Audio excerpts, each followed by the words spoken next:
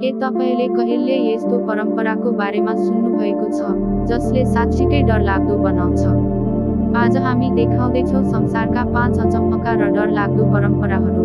1. थाइल्यान्डको Phuket vegetarian festival. यस चाडमा मानिसहरूले आफ्नो गालामा छेड्ने, खुकुरी घुसाउने सम्मका डरलाग्दा काम गर्छ।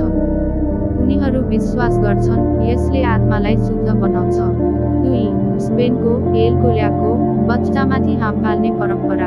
यस परम्परामा नयाँ जन्मिएका बच्चा ओछ्यानमा राखिन्छन् अनि मानिसहरूले उनीहरूको माथिबाट हाम फाल्छन् पाप हटाउन भनेर। 3. इन्डोनेसियाको मा नेन मृत शरीरलाई पुनः सजाउने परम्परा।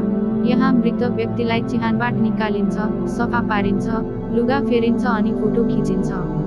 4. भारतको बाबाई टोसिङ परम्परा।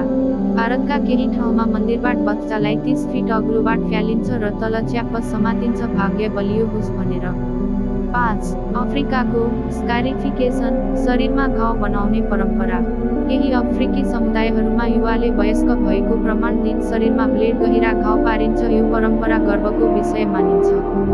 यस्ता परम्पराहरू हेर्दा अचम्म लाग्छ, तर यिनको पछाडि गहिरो विश्वास लुकेको हुन्छ। तपाईलाई कुन परम्परा सबैभन्दा डरलाग्दो? कमेन्टमा लेख्नुहोस्।